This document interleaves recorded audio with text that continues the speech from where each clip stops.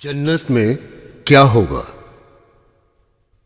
عزیزان گرامی، جنت کے لغوی و شرعی معنی۔ لغت میں جنت کے معنی ہے ایسا باغ جس میں گھنے درخت ہوں۔ جس لفظ میں جیم اور نون ہوگا عام طور سے اس کے معنی مستور و مخفی کے آتے ہیں، جیسے جنت اس لیے کہ وہ ہماری آنکھوں سے مخفی ہے، یعنی چھپی ہوئی ہے۔ اس پر ایمان بالغیب لانے کا حکم دیا گیا ہے۔ مومن اس پر اس سے زیادہ یقین اور ایمان رکھتا ہے جو اسے آنکھوں سے دیکھ کر حاصل ہوتا ہے۔ اسی طرح جنین اس بچے کو کہتے ہیں جو شکم مادر میں پوشیدہ ہوتا ہے۔ جنون ایک مرض ہے جو انسان کے عقل پر پردہ ڈال دیتا ہے۔ جن ایک مخلوق ہے جو ہماری آنکھوں سے پوشیدہ ہے۔ جنت کو جنت اس لیے کہا جاتا ہے کہ اس میں بڑے بڑے سایہ دار پھیلی ہوئی ٹہنیوں والے درخت ہوں گے، یا اس لیے کہ اس میں باغات ہوں گے، یا اس لیے کہ اللہ جل شانہ نے جنتیوں کے لیے آنکھوں کی ٹھنڈک کا عجیب عجیب سامان مستور و پوشیدہ کر رکھا ہے۔ شریعت میں جنت سے وہ ابدی لافانی وسیع و عریض گھر مراد ہے جو اللہ جل شانہ نے اپنے مومن بندوں کے لیے بے شمار نعمتوں، اکرام و اعزاز اور حور و قصور کے ساتھ تیار کر رکھا ہے۔ جنت اور دوزخ دونوں پیدا شدہ موجود ہیں۔ یہی اہل سنت والجماعت، اہل حق کا مذہب ہے۔ یہی قرآن کریم کی بے شمار آیات اور بہت سی احادیث سے ثابت ہے۔ جنت بڑی بہترین، شاندار، پرکیف، پربہار، شاندار اور دیدہ زیب ہے۔ وہاں کی نعمتیں بڑی ابدی اور دائمی ہوں گی۔ وہاں کی راحتیں، آسائشیں اور انعامات بیش بہا ہوں گے۔ وہاں کی ہر چیز سدا بہار اور لازوال ہوگی۔ وہ انبیاء مقربین، صالحین، نیکوکاروں کا دار القرار ہے۔ وہاں تکلیف، رنج و غم اور حزن و ملال کا نام و نشان نہیں ہوگا۔ ذرا سوچئے تو صحیح کہ جنتی کیسے مزے میں ہوں گے۔ چہرے نعمتوں کے حصول سے چمکتے اور دیدار ذوالجلال کی وجہ سے تر و تازہ اور پر نور ہوں گے۔ ارشاد خداوندی ہے اور ان کو تازگی اور خوشی عطا کرے گا۔ موتیوں سے بنے ہوئے خیموں میں تہ بتہ بسترے اور زمرد کے ممبروں پر بیٹھے ہوں گے۔ فرمایا تکیہ لگائے ہوں گے برابر بچھے ہوئے تختوں پر۔ سورہ رحمان کی 76ویں آیت ہے جس کا ترجمہ ہے، یہ لوگ تکیہ لگائے ہوں گے سبز مسندوں اور عجیب اور خوبصورت کپڑوں کے فرش پر گاؤ تکیوں سے ٹیک لگائے ہوں گے۔ شراب، شہد، دودھ اور پانی کی نہروں کے کنارے بیٹھے ہوں گے۔ خدمت گزار لڑکے، خادم چاروں طرف اشارے کے منتظر ہوں گے۔ فرمایا سورہ طور آیت نمبر 24، اور ان کے پاس لڑکے آئے جائیں گے جو ان کے لیے ہیں گویا وہ محفوظ موتی ہیں۔ سورہ واقعہ میں آیت نمبر 17 میں ارشاد باری تعالیٰ ہے، اور ان کے پاس لڑکے آئے جائیں گے جو ہمیشہ لڑکے ہی رہیں گے۔ حسین و جمیل، بڑی بڑی آنکھوں والی حوریں ان کی منتظر ہوں گی، جن کا وصف یوں ذکر فرمایا گیا ہے۔ سورہ رحمان آیت 56، 57، 58۔ ان مکانات میں نیچی نگاہ والیاں ہوں گی کہ ان لوگوں سے پہلے ان پر کسی انسان نے تصور کیا ہوگا نہ جن نے، گویا وہ یاقوت مرجان ہے۔ سورہ رحمان آیت 70، 72۔ ان میں اچھی سیرت والیاں، اچھی صورت والیاں ہوں گی، گورے رنگ والیاں خیموں میں محفوظ ہوں گی۔ طرح طرح کے لباسوں، پوشاکوں، زیورات اور سامان آرائش و زیبائش سے آراستہ پیراستہ ہیرے جواہرات کے تاج ان کے سروں پر ہوں گے۔ فرمایا اور گوری بڑی آنکھوں والیاں جیسے پوشیدہ رکھا ہوا موتی، یہ ان کے عمل کے صلے میں ملے گا، اور ان کے پاس نیچی نگاہ والیاں ہم عمر ہوں گی۔ برادران اسلام طرح طرح کے انعامات ربانیہ سے مستفید اور اپنی پسندیدہ اشیاء سے مزے لیتے ہوں گے۔ ان پر وہاں نہ کسی قسم کا خوف طاری ہوگا، نہ نعمتوں کے چھننے اور اپنی موت کا ڈر ہوگا۔ لباس، پوشاک اور زیورات سے آراستہ ہوں گے۔ ارشاد باری تعالیٰ ہے سورہ مریم آیت 63 میں، یہ جنت ایسی ہے کہ ہم اپنے بندوں میں سے اس کا وارث اس کو بنا دیں گے جو اللہ سے ڈرنے والا ہوگا۔ قطعاً نہ کوئی خوف ہے اور نہ وہ غمگین ہوں گے۔ سورہ یونس آیت 62۔ لباس پہنے ہوں گے باریک اور دبیز ریشم کا، آمنے سامنے بیٹھے ہوئے وہ وہاں موت کا مزہ بھی نہ چکھیں گے، ہاں بجز اس پہلی موت کے۔ سورہ حج آیت نمبر 23۔ وہاں ان کو کنگن سونے کے اور موتی کے پہنائے جائیں گے، وہاں ان کی ریشمی پوشاک ہوگی۔ سورہ انبیاء آیت 102۔ اور وہ لوگ اپنی جی چاہی چیزوں میں ہمیشہ رہیں گے۔ امام غزالی رحمت اللہ علیہ نے احیاء علوم میں جنت سے متعلق کچھ تفصیلات بیان کی ہیں۔ ایک روایت سے معلوم ہوتا ہے کہ جنت کے 8 دروازے ہیں۔ جنت کے بالا خانے بے شمار ہیں، ہر شخص کو اس کے مرتبے کے حساب سے بالا خانے ملیں گے۔ لہٰذا اگر آپ کو اعلیٰ درجات چاہیے تو آپ یہ کوشش کیجئے کہ نیکیوں اور طاعات میں دوسروں سے آگے بڑھیں، دوسرے آپ سے آگے نہ بڑھ سکیں، اس میں مقابلہ کرنا چاہیے۔ ارشاد باری تعالیٰ ہے سورہ حدید آیت 21، دوڑو اپنے پروردگار کی مغفرت کی طرف۔ سورہ متفففین آیت نمبر 26۔ اور ایسی ہی چیز کی حرص کرنا چاہیے حرص کرنے والوں کو۔ دوستو، جس طرح آپ دنیا میں یہ چاہتے ہیں کہ مال و دولت، جائیداد، مکان وغیرہ میں آپ سب سے آگے رہیں، اسی طرح جنت و آخرت کے بارے میں بھی یہی ذوق رکھیے تاکہ آپ اعلیٰ سے اعلیٰ درجات حاصل کر سکیں، جہاں کسی کے آگے بڑھنے کا امکان ہی نہیں رہے گا۔ جنت کی دیواروں کی ایک اینٹ سونے کی ہوگی، ایک چاندی کی، مٹی زعفران اور گارا مشک ہوگا۔ بڑے بڑے درخت اور شہد، شراب، دودھ اور پانی کی نہریں بہتی ہوں گی۔ درختوں کے تنے سونے، چاندی اور موتیوں کے ہوں گے، پھلوں سے لدے ہوئے ہوں گے۔ جنتیوں کو سونا، چاندی، ہیرے، جواہرات، ریشم پہنایا جائے گا۔ ان کے کپڑے نہ پرانے ہوں گے نہ بوسیدہ، جوانی کو کبھی گھن نہیں لگے گا، ہمیشہ 30-35 سال کے سدا بہار جوان رہیں گے، پسینے سے مشک کی خوشبو آتی ہوگی۔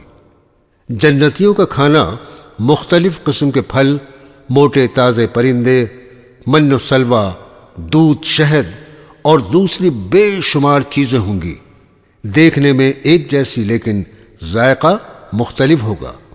ارشاد باری تعالیٰ ہے سورہ بقرہ آیت نمبر 25، انہیں جب کوئی پھل کھانے کو دیا جائے گا تو وہ بول اٹھیں گے کہ یہ تو وہی ہے جو ہمیں اس سے قبل مل چکا ہے، اور انہیں وہ واقعی دیا ہی جائے گا، ملتا جلتا ہوگا۔ حضرت حسن بصری رحمت اللہ علیہ سے منقول ہے کہ جنت کے انار بڑے ڈول کے برابر ہوں گے، اس کی نہریں ایسے پانی کی ہوں گی جو کبھی بدبودار نہیں ہوگا، ایسے دودھ کی نہریں ہوں گی جس کے مزے میں تغیر نہیں آئے گا، خالص ایسے شہد کی نہریں ہوں گی جو انسانوں کا صاف کیا ہوا نہ ہوگا، ایسی شراب کی نہریں ہوں گی جو بڑی لذیذ ہوں گی، پینے والے اسے پی کر مدہوش نہ ہوں گے، نہ اس سے سر میں درد ہوگا۔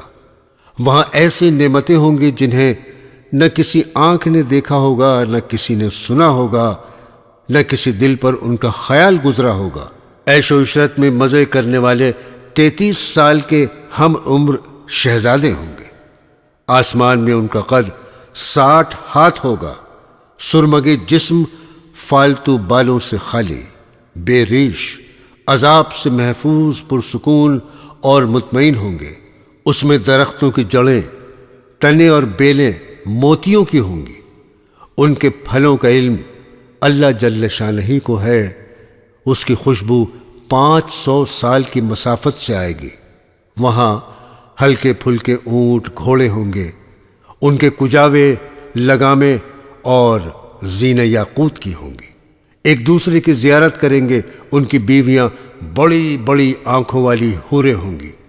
وہ محفوظ، چھپے چھپائے رکھے ہوئے انڈے کی طرح صاف ستھری ہوں گی۔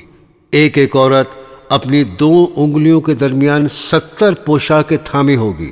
وہ انہیں پہنے گی، لیکن وہ اتنی لطیف اور شفاف اور باریک ہوں گی کہ ان کے اندر سے ان کی پنڈلیوں کا گوشت نظر آئے گا۔ اللہ تعالیٰ نے ان کے اخلاق پاکیزہ کر دیے ہوں گے، ان کے جسم مرنے سے محفوظ ہوں گے۔ وہاں نہ ناک سے رطوبت آئے گی، نہ منہ سے تھوک، نہ پیشاب آئے گا، نہ پاخانہ، ڈکار آئے گی، نہ کھانا ہضم ہوگا۔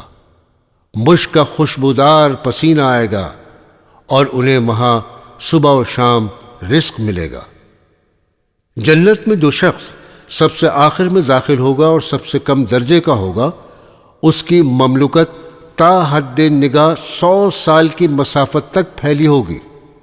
سونے اور چاندی کے محلات اور موتیوں کے خیمے ہوں گے۔ اس کی نگاہ اتنی تیز کر دی جائے گی کہ وہ دور کی جگہ کو قریب کی طرح دیکھے گا۔ اس کا صبح کا کھانا 70,000 سونے کی پلیٹوں میں لایا جائے گا، اور اسی طرح شام کا کھانا بھی ہر پلیٹ میں ایسا کھانا ہوگا جو دوسری میں نہیں ہوگا، اور اسے آخری پلیٹ کا مزہ بھی اسی طرح آئے گا جس طرح پہلی پلیٹ کا مزہ آیا تھا۔ جنت میں ایک موتی ہوگا جس میں 70,000 گھر ہوں گے، ہر گھر میں 70,000 کمرے ہوں گے۔ وہاں نہ کوئی سوراخ ہوگا، نہ شگاف ہوگا۔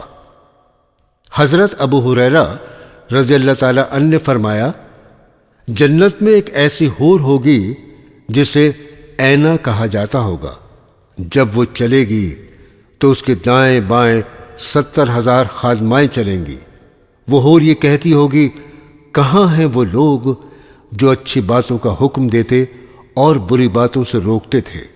حضرت یحییٰ بن معاذ رحمت اللہ علیہ نے فرمایا، دنیا کا ترک بہت مشکل کام ہے، اور جنت سے محروم رہ جانا اس سے بھی شدید ہے۔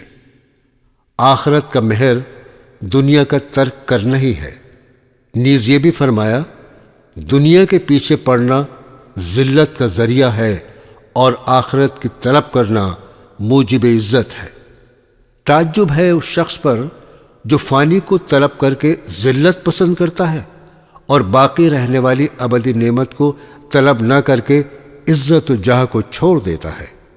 برادران اسلام، حضرت انس رضی اللہ تعالی عنہ نے فرمایا کہ رسول اللہ صلی اللہ تعالی علیہ وسلم نے فرمایا، اللہ کے راستے میں ایک صبح یا ایک شام کا نکلنا دنیا اور جو کچھ اس میں ہے سب سے بہتر ہے، اور جنت کی عورتوں میں سے ایک عورت زمین کی طرف جھانک لے تو ان دونوں یعنی جنت اور دنیا، آسمان و زمین کے درمیان کا حصہ سب روشن ہو جائے، اور ان دونوں کے درمیان خوشبو مہک جائے، اور اس کے سر کا دوپٹہ دنیا اور اس میں جو ہے سب سے بہتر ہے۔ اللہ کے راستے میں نکلنے پر اتنا عظیم ثواب ملتا ہے جس کا مقابلہ اس دنیا سے نہیں کیا جا سکتا۔ جنت کی عورتیں ایسی خوبصورت ہوں گی کہ ان کے پرتوں سے سارا جہاں روشن ہو جائے گا۔ جن کے جسم کی خوشبو اور دوپٹے کا یہ حال ہے، خود وہ کس قدر حسین ہوں گی اس کا اس دنیا میں اندازہ نہیں لگایا جا سکتا۔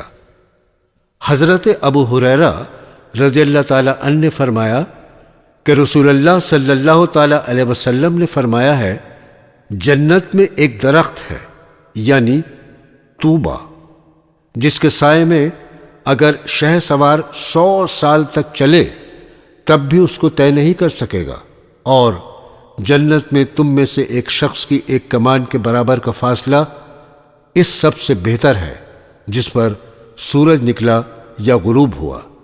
یعنی اتنا بڑا درخت ہے کہ اس کی شاخوں کے نیچے شہ سوار 100 سال تک چلتا رہے گا، تب بھی اس کی شاخیں ختم نہیں ہوں گی۔ سائے سے دنیا والا سایہ مراد نہیں ہے، اس لیے کہ وہاں سورج نہیں ہوگا۔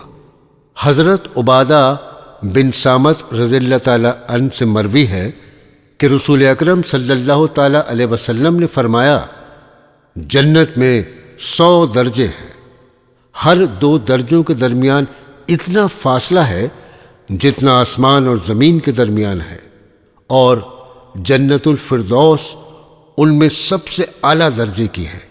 وہیں سے جنت کی 4 نہریں نکلتی ہیں، اس کے اوپر عرش الہی ہے۔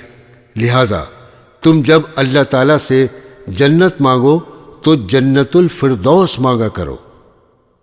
جنت میں بہنے والی 4 نہریں پانی، دودھ، شراب اور شہد کی ہوں گی۔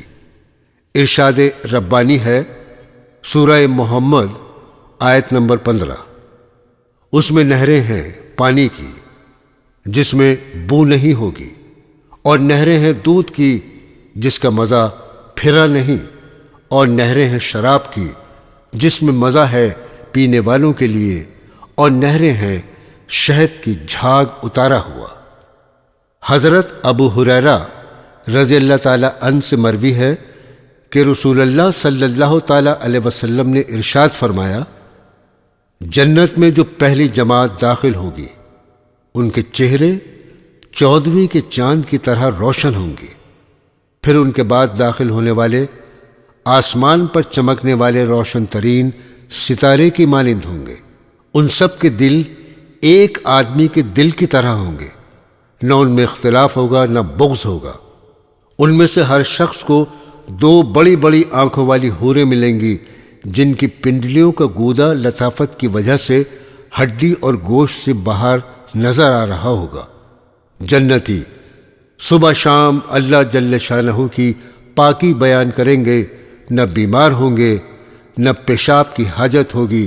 ان کے برتن سونے چاندی کے ہوں گے، ان کی کنگنیاں سونے کی ہوں گی، ان کی انگوٹھیوں کا ایندھن عود ہوگا، ان کا پسینہ مشک کی طرح خوشبودار ہوگا۔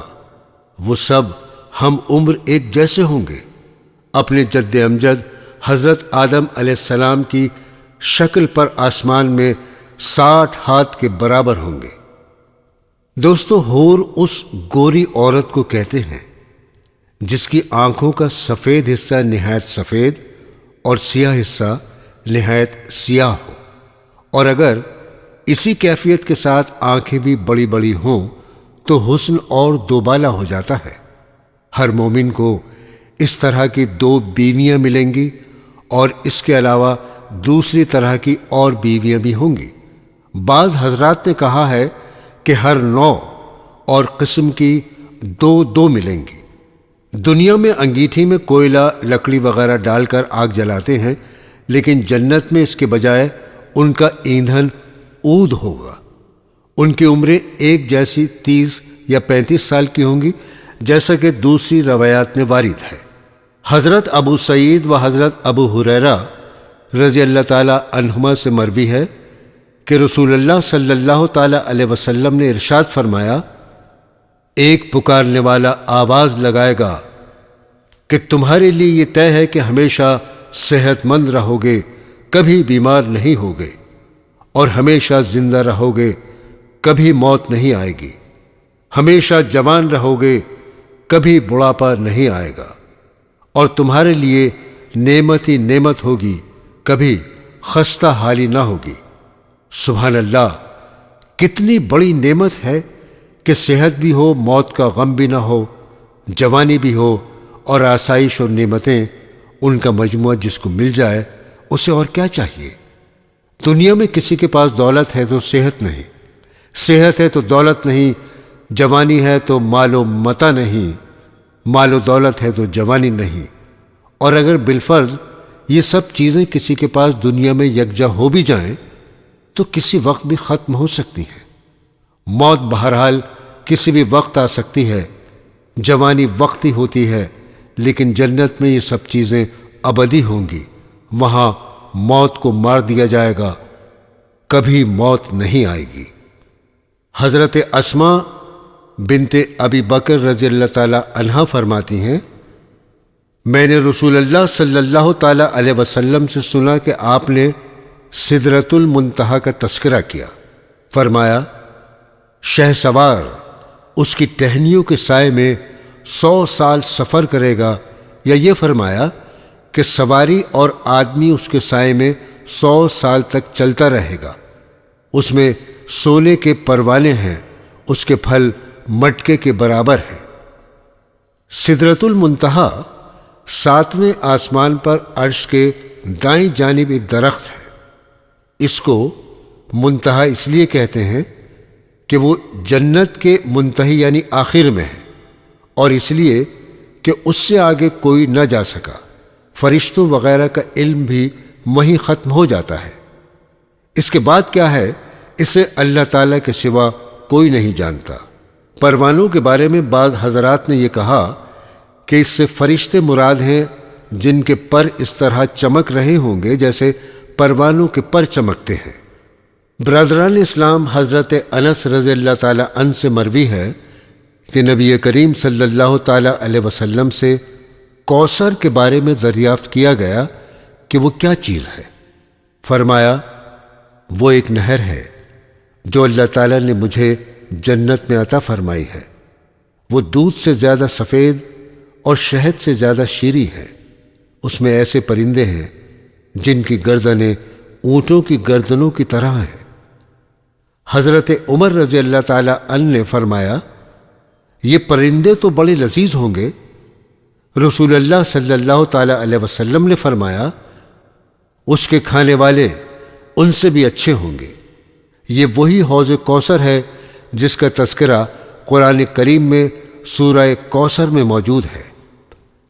اس میں مومن جائیں گے، ستاروں سے زیادہ وہاں جام رکھے ہوں گے، جو وہاں سے ایک مرتبہ پی لے گا پھر کبھی پیاسا نہیں ہوگا۔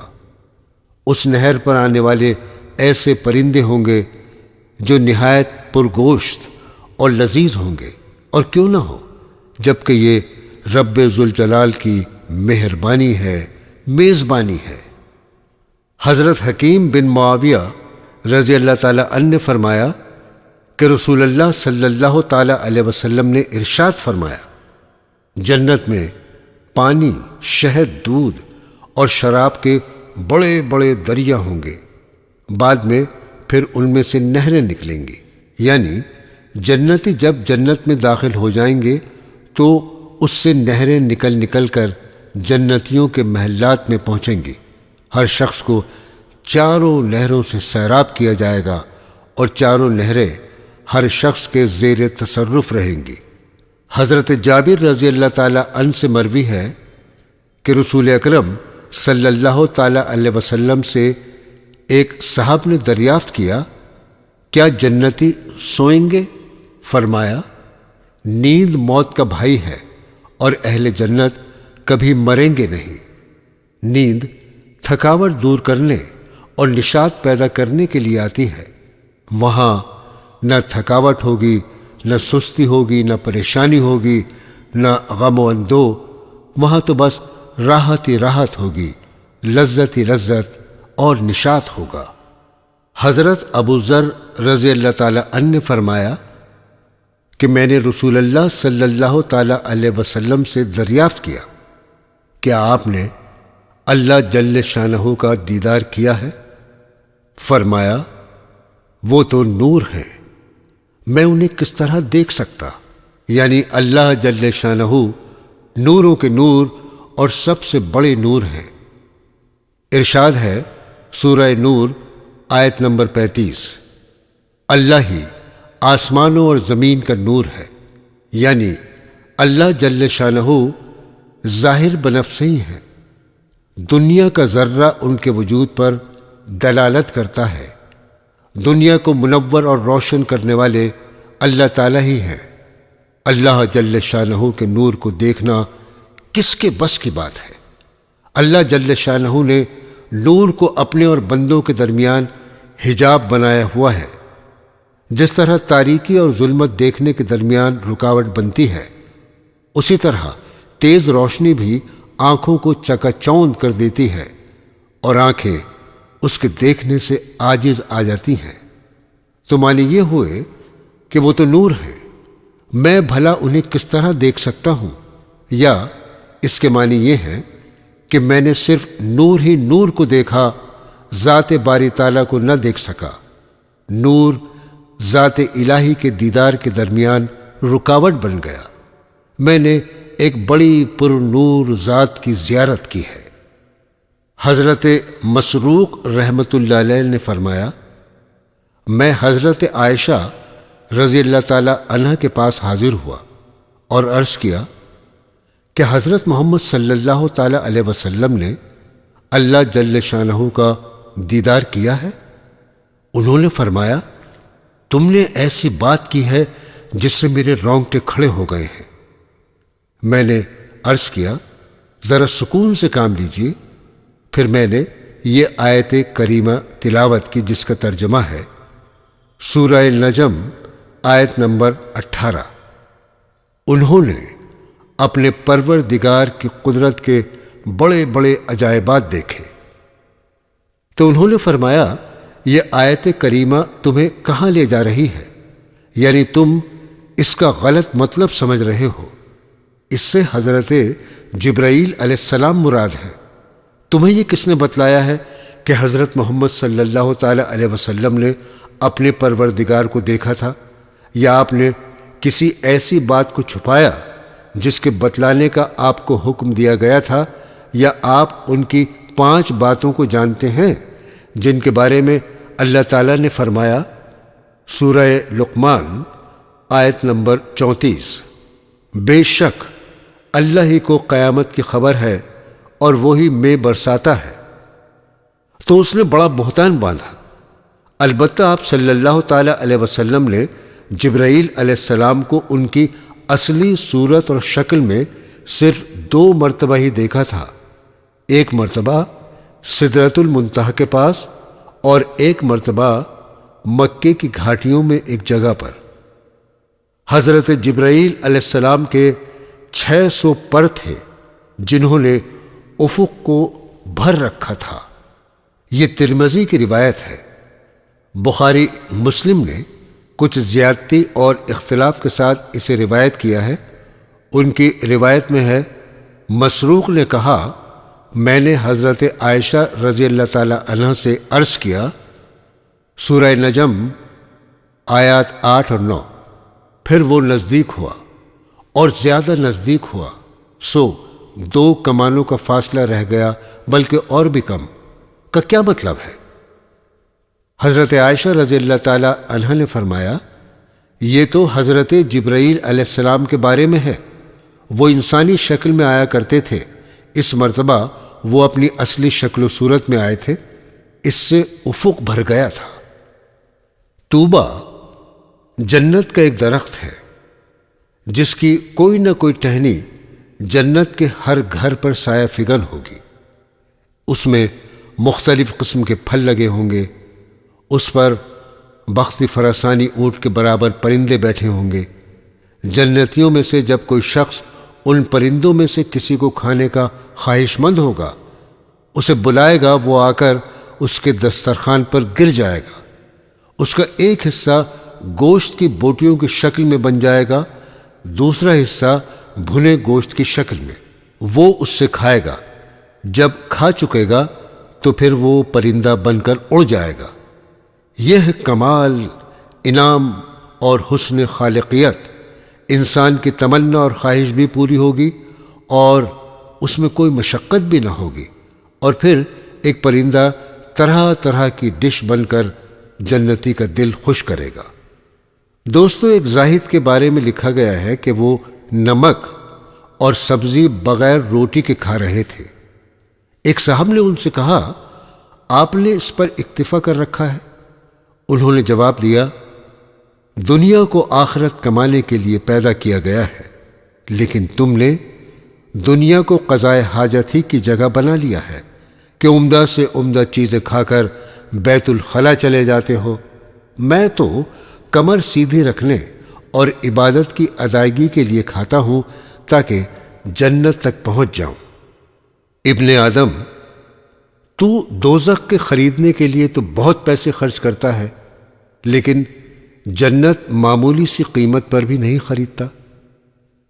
دوستو، اس کا مطلب یہ ہے، اگر کوئی فاسق و فاجر اپنے جیسے لوگوں کی ضیافت کرنا چاہتا ہے تو اس پر سینکڑوں روپے بڑے آرام سے خرچ کر دیتا ہے اور اسے کچھ بھی محسوس نہیں ہوتا، گویا وہ پیسوں میں دوزخ خریدتا ہے۔ اور اگر وہ اللہ تعالیٰ کے لیے 2-4 روپے خرچ کر لے، غربا اور مساکین کو بلا لے اور ان کی دعوت کر دے، یہ بات اس کے لیے جنت کا عوض بنے گی۔ یہ اس پر بہت شاک گزرتی ہے۔ جنت کی تمام نعمتوں کی دنیا میں نظیر پائی جاتی ہے، چنانچہ جنتی کھائیں پیئیں گے لیکن پیشاب پخانے کی ضرورت نہیں پڑے گی۔ اس کی نظیر دنیا میں اس طرح ہے جیسے ماں کے پیٹ میں بچہ، جنتیوں کو خادم ملیں گے۔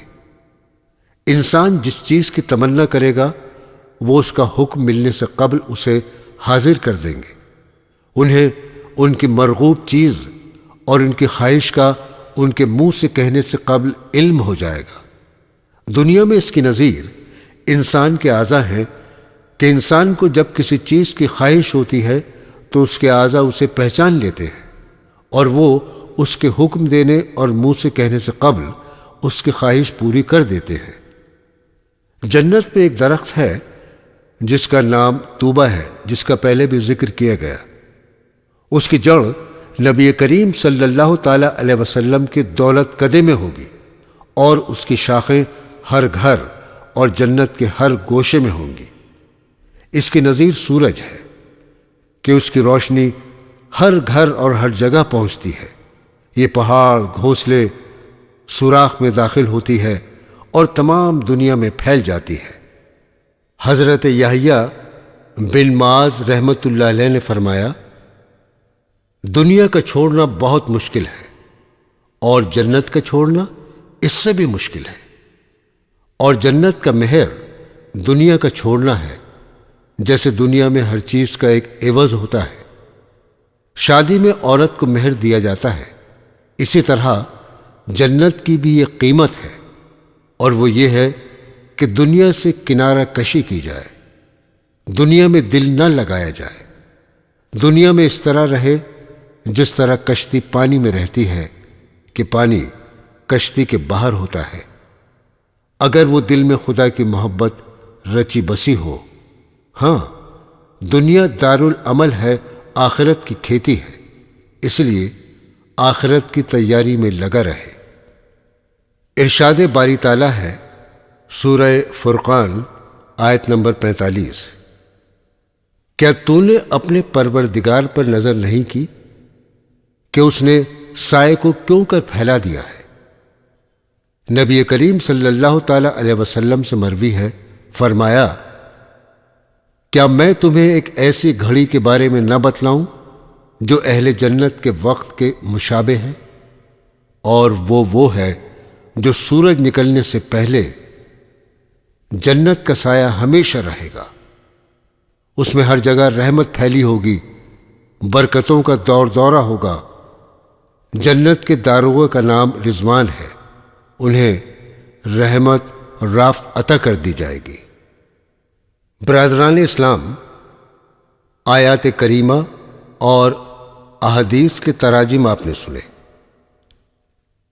ان کے سننے کا حاصل یہ ہونا چاہیے کہ ہر طرح سے جنت حاصل کرنے کی کوشش کی جائے، دنیاوی مصائب اور تکلیف کو برداشت کیا جائے، راحت و آرام کو قربان کیا جائے، ان چیزوں سے بچا جائے جو جنت سے دور اور جہنم کے قریب کرنے والی ہیں، اور ان کاموں کو کیا جائے جو جنت سے قریب اور جہنم سے دور کرنے والے ہیں۔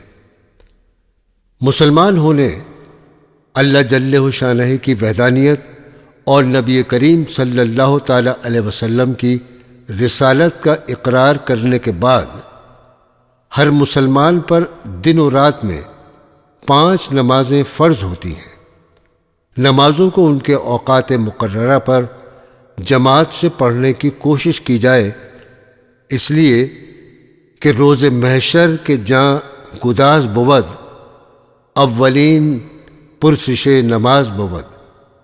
مردوں کو 5 وقت کی نمازیں جماعت کے ساتھ پڑھنی چاہیے، اس لیے کہ جو نماز جماعت سے پڑھی جاتی ہے اس کا اس نماز کی بنسبت 25 یا 27 گنا زیادہ اجر ملتا ہے جو تنہا پڑھی جائے۔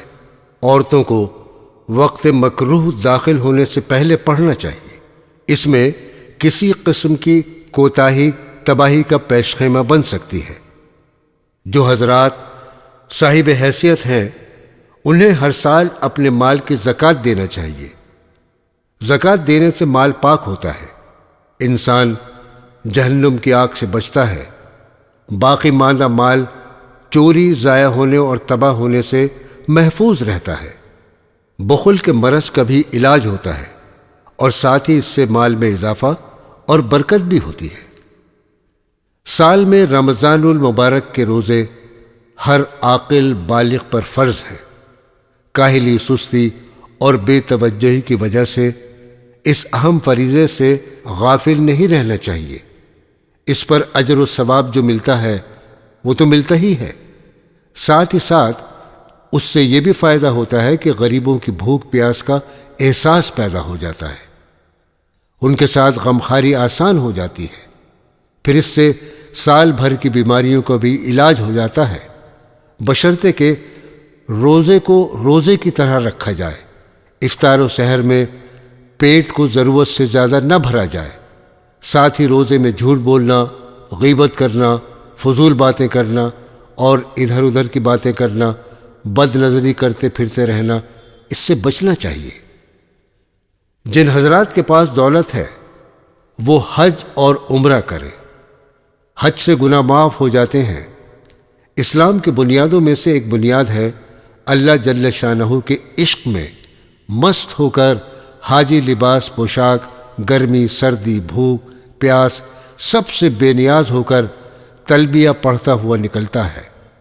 کبھی مکہ مکرمہ میں بیت اللہ کا طواف ہو رہا ہے، کبھی صفا و مروہ کے درمیان سعی، کبھی آب زمزم ایمان و یقین کو بڑھا رہا ہے، کبھی غلاف کعبہ کو پکڑ کر اپنی غلطیوں، کوتاہیوں اور گناہوں کی معافی کے اسباب مہیا کیے جا رہے ہیں، کبھی مینا میں ہیں تو کبھی میدان عرفات میں، کبھی رمی ہو رہی ہے، کبھی ذبح و حلق و قصر۔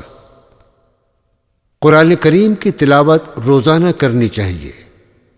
دن کی ابتدا اللہ جل شانہ کے مبارک کلام سے ہو، روزانہ 1 سپارہ پڑھ سکیں تو سبحان اللہ، ورنہ جتنا ہو سکے روز ضرور پڑھیں۔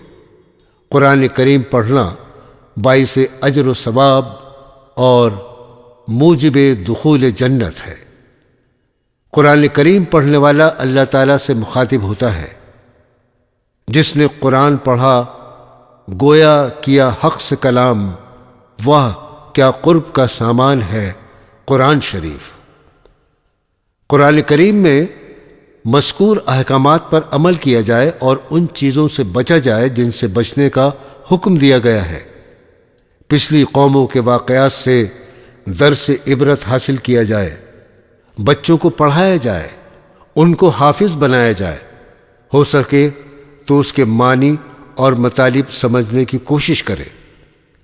ضرورت کے مطابق روزمرہ کی زندگی سے متعلق احکام سیکھیں تاکہ جس وقت اللہ تعالیٰ کا جو حکم ہو اس پر نبی کریم صلی اللہ تعالیٰ علیہ وسلم کی سنت کے مطابق عمل ہو سکے۔ اتنا علم دین حاصل کرنا ہر مرد و عورت پر فرض ہے جس سے روزے، نماز وغیرہ کو صحیح طور سے ادا کر سکے۔ بچوں کو بچپن ہی سے ان کی عمر کے مطابق احکام و مسائل سکھانے چاہیے۔ غریبوں، مسکینوں، محتاجوں، بیواؤں ضرورت مندوں اور حاجت مندوں کے ساتھ نرمی سے پیش آیا جائے۔ اس کے ساتھ ہی جو غمخواری اور امداد و معاونت ہو سکے کیجیے۔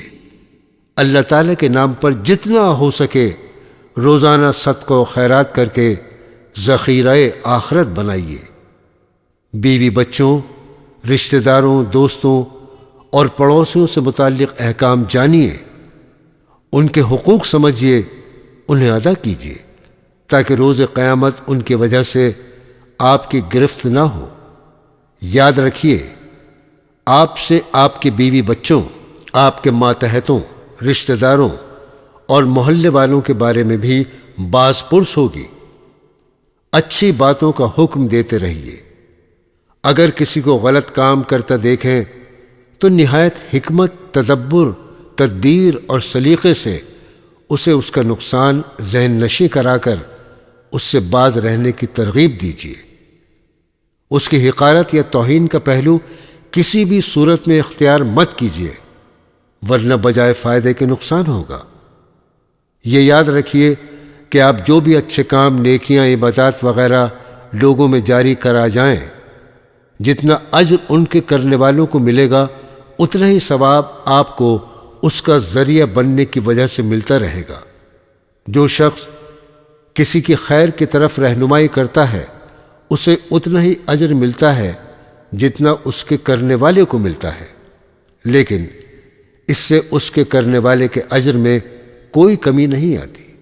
یہ نیکیاں آپ کے لیے صدقہ جاریہ بنیں گی اور قیامت تک ذریعہ اجر و ثواب اور جنت میں رفع درجات کا ذریعہ۔ اپنے بچوں کو شروع سے قرآن کریم کی تعلیم دیں اور کوشش کریں کہ وہ آپ کے لیے ذخیرہ آخرت بنے، جس کا طریقہ یہ ہے کہ انہیں علم دین کی تعلیم دیجیے۔ ان کی دنیا اور دین بھی سنور جائے گا اور آپ کے لیے بھی باعث اجر و ثواب ہوگا۔ بصورت دیگر ان کی اخلاقی بربادی، عملی کوتاہیوں وغیرہ کے آپ مسئول ہوں گے۔ آپ کا گریبان ہوگا، ان کا ہاتھ ہوگا۔ اس فریضے کو سمجھنا چاہیے۔ بزرگوں کی صحبت میں لے جائیے انہیں، اللہ والوں سے ملائیے، ان کے لیے اچھے ساتھیوں کا انتخاب کیجیے، نماز روزے کا پابند بنائیے، شروع سے ان کی دینی تربیت کا خوب اہتمام کیجیے۔ برادران اسلام، دنیا بنانے کے ساتھ ساتھ آخرت کی فکر بھی کریں۔ آخرت کی فکر کو غالب کیجیے۔ دنیا جیسی بھی گزرے کوئی پریشانی کی بات نہیں، یہ تو مسافر خانہ ہے، اس میں دل مت لگائیے۔ کوئی بھی عقل مندی پر اپنا مکان تعمیر نہیں کرتا، وہاں بستر بوریا ڈال کر نہیں بیٹھتا، وقت گزارنے کے لیے وہاں رکتا ہے پھر آگے چل دیتا ہے۔ دنیا بھی ایک مسافر خانہ ہے، سرائے ہے، اسٹیشن ہے۔ ہماری اور آپ سب کی منزل مقصود آخرت ہے، اس کی بہتری اور وہاں کی کامیابی کی کوشش کیجیے۔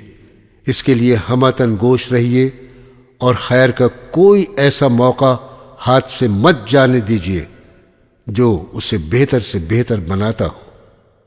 کچھ وقت نوافل اور ذکر و اذکار میں بھی لگا دیجیے تاکہ جنت میں درختوں کا اضافہ ہو، آپ کے درجات بڑھیں، دل میں اللہ تعالیٰ کا نور پیدا ہو، دل کی سیاہی دور ہو، دل کو اطمینان نصیب ہو۔ اس لیے کہ دلوں کا سکون صرف اور صرف اللہ تعالیٰ کے ذکر میں ہے۔ ارشاد باری تعالیٰ ہے، سورہ رعد آیت 28، خوب سن لو کہ اللہ کے ذکر سے دلوں کو اطمینان نصیب ہوتا ہے۔ دوستو، 24 گھنٹوں میں چند منٹ نکال کر اپنے اعمال کا جائزہ لیا کریں کہ آج کتنا وقت دنیا کے لیے صرف کیا اور کتنا آخرت کے لیے، کتنی نیکیاں کی اور کتنے گناہ کیے، کون سے کام نہیں کرنے چاہیے تھے وہ کر لیے اور کون سے کرنے تھے وہ چھوڑ دیے۔ اس سے نیکیاں بڑھیں گی، اچھائیوں کی توفیق ملے گی اور برائیاں کم ہوں گی۔ اگر جنت میں داخلہ مقصود ہو تو نبی کریم صلی اللہ تعالی علیہ وسلم کے طریقے پر چلیے، اس کے مطابق اپنے 24 گھنٹے گزاریے، بدعات اور رسم و رواجوں اور خلاف شرع کاموں سے بچیے۔ اللہ تعالی ہمارا، آپ کا اور سب کا خاتمہ ایمان کامل پر کرے اور ہمیں جنت الفردوس عطا فرمائے۔ آمین ثم آمین۔